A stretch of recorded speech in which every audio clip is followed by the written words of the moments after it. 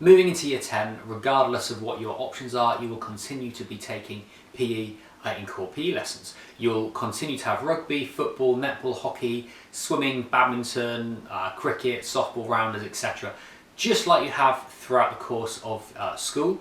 As you get towards the end of year 10 and into year 11, we'll also give you the chance to change some of those options where you can start choosing which thing you'd like to do most in PE. If you choose to do BTEC Sport, on top of those core PE lessons, you will also start learning the theory behind sport. It's not about getting lots more practical time, so don't think if you're taking BTEC Sport that you'll be getting an extra 3 hours a week of PE, because you won't. You'll be learning about the theoretical elements behind sport, and hopefully at the end of these 2 years you get a really good qualification in BTEC Sport Level 2. The BTEC Level 2 course is worth exactly the same as a GCSE. The difference is the way we go about assessing you. Instead of having one final terminal exam, we split the course into 3 different units over the 2 years. The examination will be based on nutrition and sport for performance, as well as the principles of training. So the principles of training are looking at how we train, looking at fitness training methods, looking at ways of testing different areas of fitness, and looking at how we improve those areas of fitness. We'll also be covering nutrition of sport, so looking at how we eat and how that affects performance, as well as the sports psychology. So that is what happens within your brain when you are performing sport, and the impact that sports psychology has on your performance.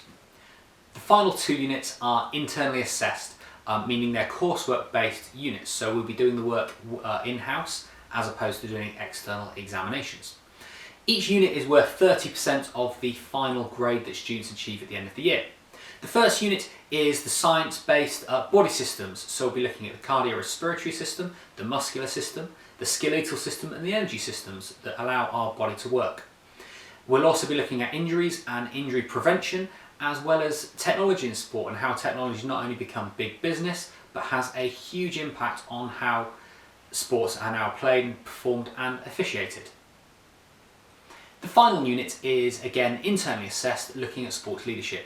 Students will be asked to compare existing leaders, looking at their key traits and characteristics that make them successful.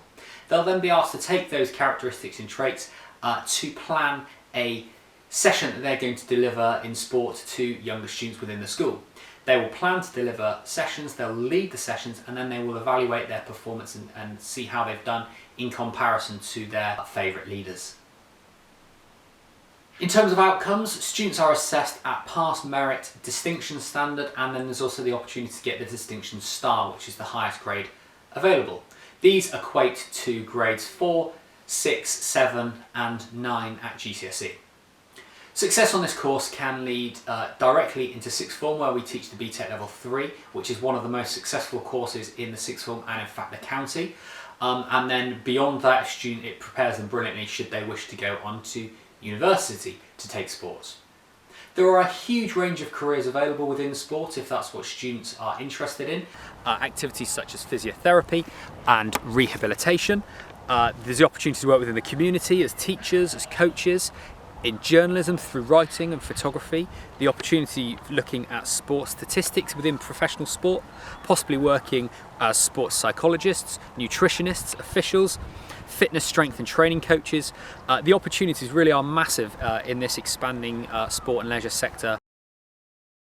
In essence, if you're the kind of person who enjoys PE lessons, you are interested in the theory behind sport, then this really is the course for you, and I'm sure you'll be incredibly successful.